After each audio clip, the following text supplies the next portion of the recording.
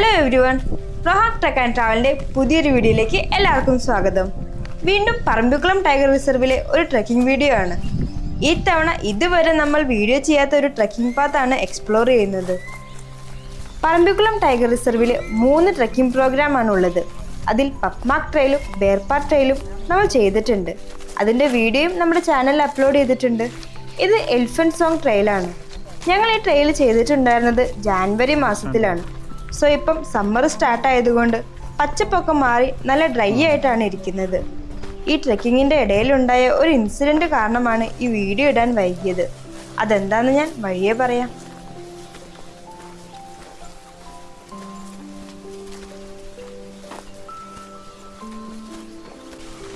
ഇന്ന് ഞങ്ങളുടെ കൂടെ ട്രെക്ക് ചെയ്യുന്നത് ശരത്തും ഷിബിനും പിന്നെ ഗൈഡ് ശ്രീനിദാസൻ ചേട്ടനുമാണ്. ആനപ്പാടി ചെക്ക് പോസ്റ്റിൽ നിന്നാണ് ഈ ട്രക്ക് സ്റ്റാർട്ട് ചെയ്യുന്നത്. ഇതൊരു ബിഗ്നർ ഫ്രണ്ട്ലി ആയിട്ടുള്ള ട്രക്കാണ്. പറമ്പിക്കുളം ടൈഗർ റിസർവിലെ ഏറ്റവും ഷോർട്ടസ്റ്റ് ട്രക്കും. വെറും 6 കിലോമീറ്ററാണ് നമുക്ക് ഈ ട്രക്കിൽ കവർ ചെയ്യാനുള്ളത്. വെസ്റ്റേൺ ഘട്ട്സിലെ യുനെസ്കോ വേൾഡ് ഹെറിറ്റേജ് സൈറ്റിൻ്റെ ഭാഗമായ കരിയൻ ഷോല ഫോറസ്റ്റിലൂടെയാണ് ഈ ട്രക്ക് കടന്നു പോകുന്നത്.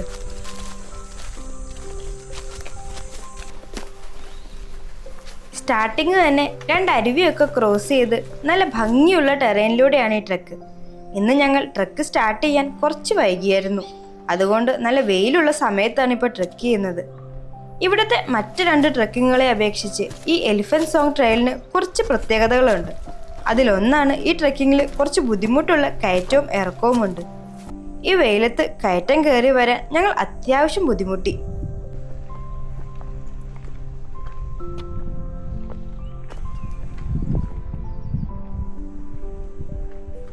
ഡെസോഡിയസ് ഫോറസ്റ്റാണ്.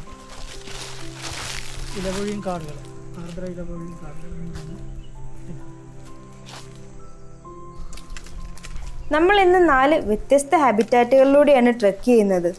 Moist deciduous forest, plantation forest, bamboo forest, പിന്നെ ഈ ട്രെക്കിങ്ങിൻ്റെ മറ്റൊരു പ്രത്യേകതയായ എവർഗ്രീൻ ഫോറസ്റ്റ്. പറമ്പിക്കുളത്ത് ഈ എലിഫന്റ് സോങ് ട്രെയിലിൽ മാത്രമാണ് നമുക്ക് നിത്യഹരിത വനത്തിലൂടെ ട്രെക്ക് ചെയ്യാൻ പറ്റുന്നത്.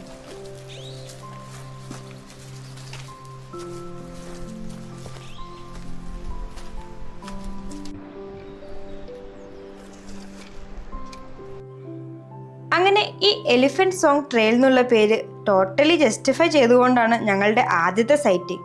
ഒരു കൊമ്പനാനയാണ്. പക്ഷെ ആൾക്കങ്ങനെ ക്യാമറയുടെ മുന്നിലേക്ക് വരാനൊന്നും വലിയ താല്പര്യമുണ്ടായിരുന്നില്ല. ഞങ്ങളുടെ പ്രസൻസ് മനസ്സിലായിട്ടാവണം കുറച്ചുകൂടി ഉള്ളിലേക്ക് മാറി നിന്നു. പിന്നെ പതിയെ അവിടെ നിന്ന് മാറിപ്പോയി.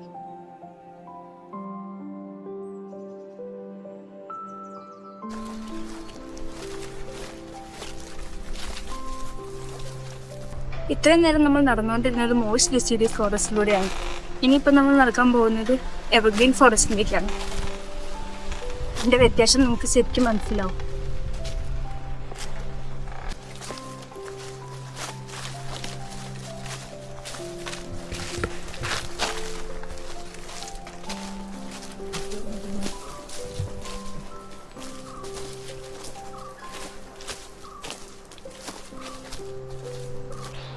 ഞാൻ നേരത്തെ പറഞ്ഞ യുനെസ്കോയുടെ വേൾഡ് ഹെറിറ്റേജ് സൈറ്റിൻ്റെ ഭാഗമായ എവർഗ്രീൻ ഫോറസ്റ്റാണിത്. ശരിക്കും ഇങ്ങനത്തെ ട്രെക്കിംഗ് ചെയ്യുമ്പോഴാണ് നമുക്ക് എവർഗ്രീൻ ഫോറസ്റ്റിൻ്റെ ഒരു ഇമ്പോർട്ടൻസ് മനസ്സിലാവുന്നത്. ഇത്ര നേരം നല്ല വെയിലത്ത് നടന്ന് ഇതിൻ്റെ ഉള്ളിലേക്ക് കയറിയപ്പോൾ തന്നെ ശരിക്കും ഒരു എയർ കണ്ടീഷൻ റൂമിലേക്ക് കയറിയതുപോലെ ഉണ്ട്. ഇവിടെ കുറച്ച് നേരം സ്പെൻഡ് ചെയ്ത് ഒന്ന് റെസ്റ്റ് എടുത്താണ് ഞങ്ങൾ വീണ്ടും നടക്കാൻ തുടങ്ങിയത്. സത്യം പറഞ്ഞാൽ ഈ എവർഗ്രീൻ ഫോറസ്റ്റിൽ നിന്ന് പോരാനേ തോന്നുന്നുണ്ടായിരുന്നില്ല.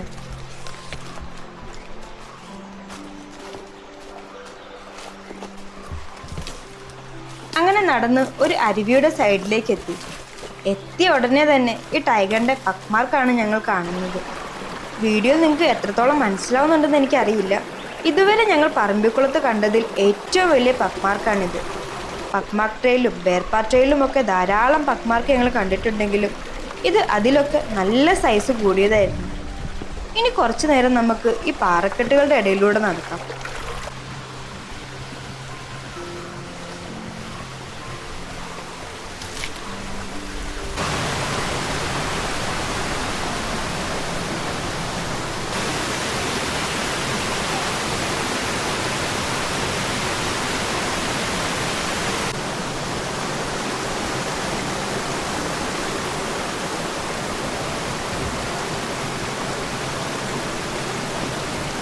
എൻ്റെ അഭിപ്രായം പറയുകയാണെങ്കിൽ ഇവിടെ ഏറ്റവും ബ്യൂട്ടിഫുൾ ആയിട്ടുള്ള ടെറൈനുള്ള ട്രക്ക് ഇതാണ്. ഓരോന്നിനും അതിൻ്റേതായിട്ടുള്ള ഭംഗിയുണ്ട്. ഈ എവർഗ്രീൻ ഫോറസ്റ്റിലൂടെയൊക്കെ ഇങ്ങനെ നടക്കുന്നത് ഒരു പ്രത്യേക ഫീല് തന്നെയാണ്. പിന്നെ മറ്റ് ട്രെയിലിനെക്കാട്ടും ഒന്നും കൂടി നടക്കാൻ ബുദ്ധിമുട്ടുള്ള ട്രക്കാണിത്. മറ്റ് 2 ട്രെയിലിലും ഫ്ലാറ്റായിട്ട് നടക്കാൻ വലിയ ബുദ്ധിമുട്ടില്ലാത്ത ടെറൈനാണ്. ഇതിൽ അങ്ങനെയല്ല, കയറ്റവുമുണ്ട് ഇറക്കവും ഉണ്ട്.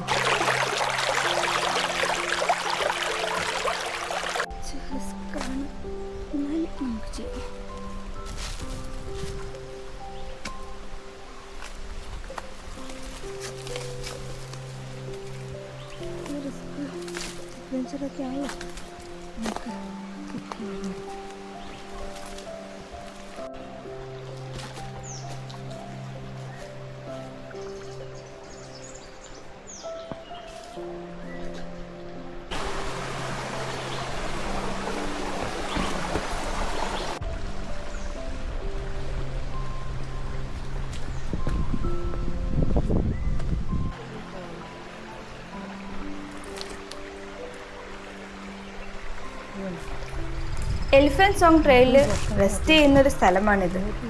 ഇവിടെ ടൈഗറിൻ്റെ ധാരാളം പക്മാർക്സ് കാണാനുണ്ട്. ഇവിടുന്ന് കുറച്ച് വെള്ളമൊക്കെ ഞങ്ങൾ കുപ്പിയിൽ നിറച്ച് വീണ്ടും നടക്കാൻ തുടങ്ങി.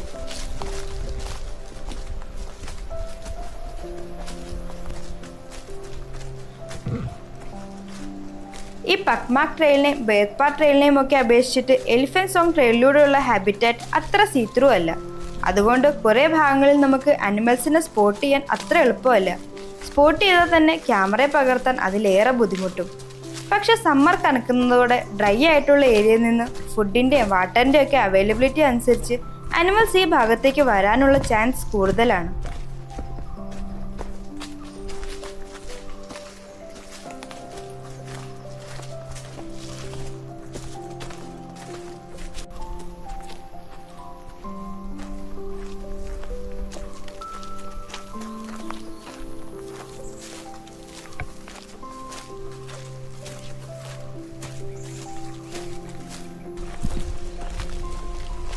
ഈ ഇറക്കം ഇറങ്ങി നേരെ എത്തുന്നത് പറമ്പിക്കുളത്തെ ആദ്യത്തെ ചെക്ക് പോസ്റ്റിലേക്കാണ്. അവിടെ നിന്ന് റോഡ് ക്രോസ് ചെയ്ത് അപ്പുറത്തെ സൈഡിലേക്കാണ് ഇനി ട്രെക്ക് ചെയ്യാൻ പോകുന്നത്.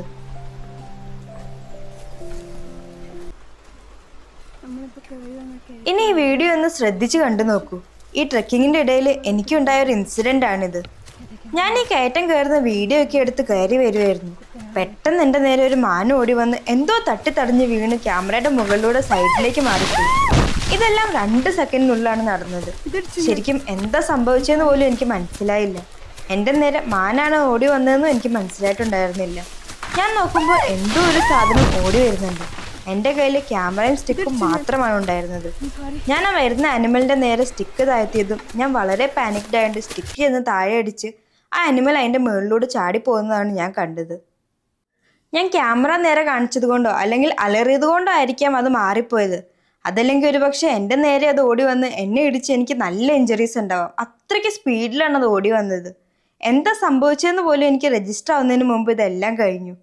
ഞാൻ ശരിക്കും വിറച്ചു പോയൊരു മൊമെൻ്റാണ്. നിങ്ങൾക്ക് വീഡിയോയിൽ അത് ശരിക്കും കാണാം. ഞാൻ ലിറ്ററലി വിറച്ചു പോയൊരു മൊമെൻ്റാണത്. പറയുമ്പോൾ ഒരു മാനാണ് എൻ്റെ നേരെ ഓടി വന്നത്.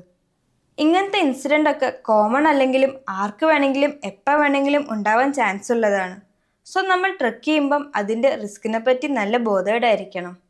എൻ്റെ കയ്യിൽ Insta360 ക്യാമറ ഉള്ളത് കൊണ്ട് എനിക്കിത് ഫുൾ ക്യാപ്ചർ ചെയ്യാൻ പറ്റി. എൻ്റെ ക്യാമറയുടെ ലെൻസ് താഴെ ഇടിച്ച് ആകെ സ്ക്രാച്ചായി. ഈ ഇൻസിഡൻറ്റ് കാരണം ഈ വീഡിയോ ഇടണോ വേണ്ടയോ എന്നുള്ളൊരു കൺഫ്യൂഷൻ ഉണ്ടായിരുന്നു. അതുകൊണ്ടാണ് ഈ വീഡിയോ ഇടാൻ ഇത്ര വൈകിയത്. ഹ്യൂഗോ വുഡ് എന്നുള്ള സായിപ്പിൻ്റെ കല്ലറയാണിത്. 1800s-ലും 1900s-ലും ഒക്കെ വ്യാപകമായി ബ്രിട്ടീഷ് ഇവിടെ നിന്ന് മരം മുറിച്ച് കടത്തിക്കൊണ്ട് പോയിരുന്നു. അതിൻ്റെ ഫലമായിട്ട് ഇവിടുത്തെ ടീക്ക് പ്ലാന്റേഷൻ എല്ലാം നശിച്ചു പോകുന്ന അവസ്ഥയിലേക്ക് എത്തിയിട്ടുണ്ടായിരുന്നു. ഇന്ത്യൻ പബ്ലിക് സർവീസ് ക്ലിയർ ചെയ്ത് ഫോറസ്ട്രി ചൂസ് ചെയ്തിട്ടുണ്ടായിരുന്ന ഹ്യൂഗോ വുഡ് ആദ്യം രാജസ്ഥാനിലായിരുന്നു ഫോറസ്റ്റ് റീജനറേഷന് വേണ്ടി പ്രവർത്തിച്ചിട്ടുണ്ടായിരുന്നത്. പിന്നീട് മദ്രാസ് പ്രസിഡൻസിയുടെ ഭാഗമായ ആനമലയിലേക്ക് പോസ്റ്റിംഗ് കിട്ടുകയായിരുന്നു. പിന്നീട് ഏകദേശം 20 വർഷത്തോളം ഹ്യൂഗോ വുഡ് ഇവിടുത്തെ ടീക്ക് ഫോറസ്റ്റിൻ്റെ റീജനറേഷന് വേണ്ടി പ്രവർത്തിച്ചിട്ടുണ്ടായിരുന്നു. അദ്ദേഹത്തിൻ്റെ ഒരു ഡെയിലി റുട്ടീൻ എന്ന് പറയുന്നത് എന്നും രാവിലെ നടക്കാൻ ഇറങ്ങുമ്പോൾ പോക്കറ്റ് മുഴുവൻ ടീക്ക് സീഡ്സ് കൊണ്ടുപോകും. നടക്കുന്ന വഴിയിലൊക്കെ വാക്കിംഗ് സ്റ്റിക്ക് ഉപയോഗിച്ച് ചെറിയ കുഴികൾ ഉണ്ടാക്കി ആ സീഡ്സ് അതിൽ പ്ലാന്റ് ചെയ്യുകയാണ് ചെയ്യാറ്. അദ്ദേഹത്തിൻ്റെ ഈ ഒരു പ്രവൃത്തി കാരണമാണ് ഇന്ന് ഈ കാണുന്ന മൊത്തം തേക്കും കാടുകൾ ഇവിടെ നിറഞ്ഞു നിൽക്കുന്നത്. അദ്ദേഹത്തിൻ്റെ വലിയൊരു എഫേർട്ട് ഇതിൻ്റെ പിന്നിലുണ്ട്. ഹ്യൂഗോ വുഡിൻ്റെ താല്പര്യപ്രകാരമാണ് ടോപ്പ് സ്ലിപ്പിൽ അദ്ദേഹത്തിനെ മറവ് ചെയ്തിട്ടുണ്ടായിരുന്നത്. അദ്ദേഹം താമസിച്ചിരുന്ന സ്റ്റുവർട്ട് ബംഗ്ലാവ് ഇപ്പം ആനമലൈ ടൈഗർ റിസർവിലെ സ്റ്റേ ഓപ്ഷനാണ്.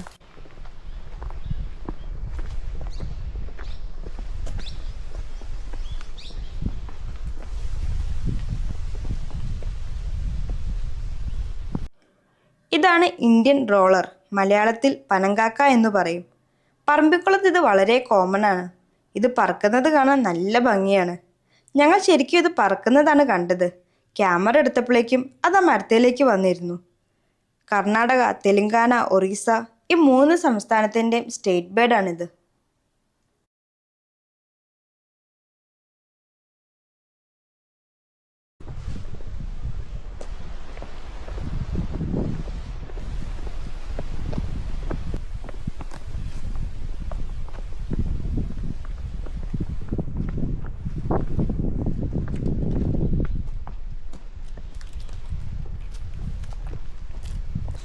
ഈ ഇറക്കിറങ്ങിയാൽ നമ്മൾ ആനപ്പാടിയിലേക്കുള്ള റോഡിലേക്ക് എത്തും. ആ റോഡിൽ നിന്നാണ് ബേർപാട്ട് ട്രെയിൽ സ്റ്റാർട്ട് ചെയ്യുന്നത്. ആനപ്പാടി എത്തുന്നതിൻ്റെ തൊട്ട് മുൻപേ ആ റോഡിൻ്റെ കുറച്ചടുത്തായിട്ട് ഒരു കൊമ്പൻ ഞങ്ങൾ നടക്കുന്ന ഭാഗത്തേക്ക് നോക്കി നല്ല അലേർട്ടായി നിൽക്കുന്നുണ്ടായിരുന്നു. ഞങ്ങൾ സംസാരിച്ച് നടക്കുന്നത് കൊണ്ട് ഞങ്ങളുടെ സൗണ്ട് കേട്ടിട്ട് നോക്കി നിന്നതാവാം. നല്ല ഭംഗിയുള്ള കൊമ്പൻ. കണ്ടിട്ട് വലിയ പ്രായമൊന്നും ഇല്ലെന്ന് തോന്നുന്നു. ഇന്നത്തെ നമ്മുടെ 2ാമത്തെ കൊമ്പനാണ്. ആദ്യത്തെ കൊമ്പൻ അങ്ങനെ വീഡിയോയ്ക്ക് വേണ്ടി നിന്ന് തന്നില്ലെങ്കിലും ഇവൻ അത്യാവശ്യം വലിയ കുഴപ്പമൊന്നും ഇല്ലാതെ കുറച്ചു നേരം അവിടെ തന്നെ നിന്നു.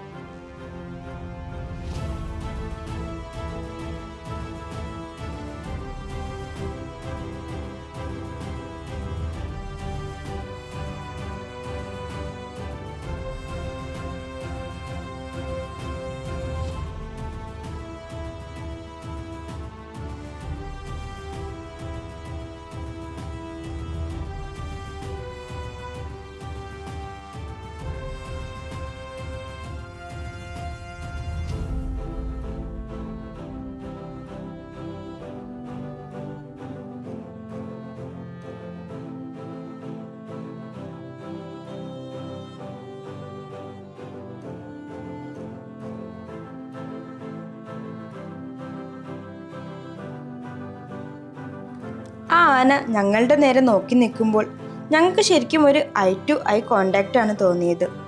ഇങ്ങനത്തെ മൊമെൻ്റ് ഒക്കെ വളരെ ലൈവ്ലി ആയിട്ടുള്ള മൊമെൻ്റ് ആണ്. ഞാൻ യൂഷ്വലി വളരെ എൻജോയ് ചെയ്ത് കണ്ടു നിൽക്കുന്ന മൊമെൻ്റാണ് ഇതൊക്കെ. പക്ഷേ ഇന്നത്തെ ഇൻസിഡൻറ്റിന് ശേഷം ഞാൻ ആകെ പേടിച്ചിരുന്നു. സോ എനിക്കിപ്പോൾ ഉള്ള ഇമോഷൻസ് ഒക്കെ ആകെ മിക്സ്ഡ് ആണ്.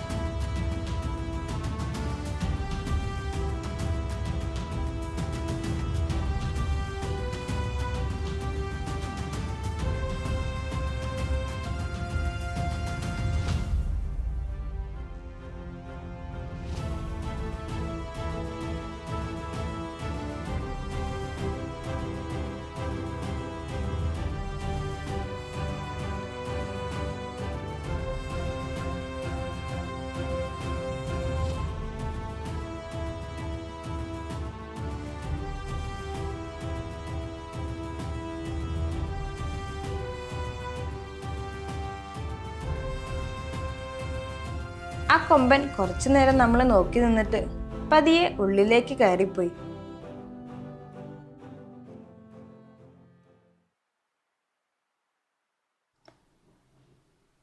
നമ്മൾ വൈകുന്നേരങ്ങളിൽ പറമ്പിക്കുളത്തുനിന്ന് തിരിച്ചിറങ്ങുമ്പോൾ മിക്കവാറും കാണാറുള്ള ഭീമാകാരനായ മെയിൽ ഇന്ത്യൻ ഗോറാണിത്. അത് ആ റോഡിന്റെ സൈഡിലൂടെ പതിയെ താഴേക്ക് ഇറങ്ങി പോവുകയായിരുന്നു.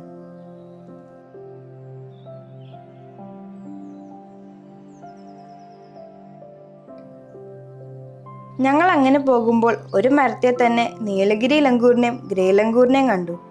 കുറച്ചു കാലങ്ങളായിട്ട് ടോപ്പ് സ്ലിപ്പിനും സേത്തുമട ചെക്ക് പോസ്റ്റിന്റെ ഇടയിലുള്ള ഭാഗങ്ങളിൽ ഇവർ ഒരുമിച്ച് കാണാറുണ്ട്.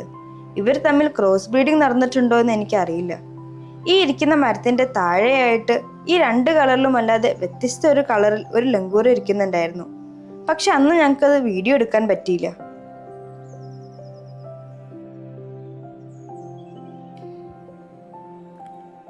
ഇനി നിങ്ങൾ കാണാൻ പോകുന്ന വിഷ്വൽസ് ഞങ്ങൾ കഴിഞ്ഞ ആഴ്ച പറമ്പിക്കുളം വന്ന് തിരിച്ചു പോയപ്പോൾ കിട്ടിയതാണ്. അതിൻ്റെ കളറൊന്ന് ശ്രദ്ധിച്ചു നോക്കൂ. അതിൻ്റെ കളറിൽ നല്ല ഡിഫറൻസ് ഉണ്ട്. ഈ സൈഡിലിരിക്കുന്ന ലങ്കൂറും റോഡിലിരിക്കുന്ന ലങ്കൂറും ഒക്കെ ശ്രദ്ധിച്ചാൽ അറിയാം. അതിൻ്റെ ഡിഫറൻസ് ശരിക്കും മനസ്സിലാവും. ഇത് ഹൈബ്രിഡ് ആണോ എന്നൊന്നും കറക്റ്റായിട്ട് ഞങ്ങൾക്ക് പറയാൻ പറ്റില്ല. പക്ഷെ അങ്ങനെ പല സ്ഥലങ്ങളിലും ക്രോസ് ബ്രീഡിംഗ് നടന്നതായി റിപ്പോർട്ട് ചെയ്തിട്ടുണ്ട്. ഇതിൻ്റെ സ്റ്റഡിയും നടക്കുന്നുണ്ട്. നെല്ലിയാമ്പതിയിൽ വെച്ചിട്ടും ഒരു തവണ ഞങ്ങൾ ഒരു നീലഗിരി ലങ്കൂറിന്റെ ഗ്രൂപ്പിന്റെ ഒപ്പം ഒരു ഗ്രേ ലങ്കൂറിനെ കണ്ടിട്ടുണ്ടായിരുന്നു.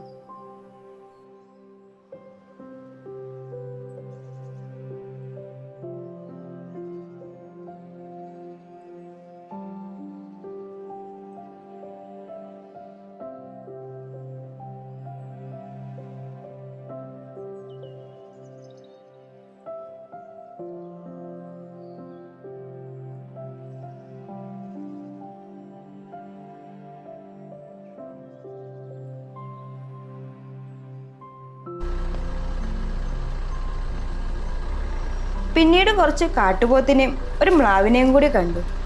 അങ്ങനെ ഇന്നത്തെ ഈ വീഡിയോ ഇവിടെ അവസാനിക്കുകയാണ്. വീഡിയോ ഇഷ്ടപ്പെട്ടാൽ ലൈക്ക് ചെയ്യുക, ചാനൽ സബ്സ്ക്രൈബ് ചെയ്യുക, അഭിപ്രായങ്ങളൊക്കെ കമൻറ്റ് ചെയ്യുക. കറണ്ട് അപ്ഡേറ്റ്സിനായിട്ട് ഞങ്ങളുടെ ഇൻസ്റ്റാഗ്രാം ID കൂടി ഒന്ന് ഫോളോ ചെയ്യുക. ലിങ്ക് ഡിസ്ക്രിപ്ഷനിൽ കൊടുത്തിട്ടുണ്ട്. പുതിയൊരു വീഡിയോയുമായി വീണ്ടും കാണാം. Thanks for watching.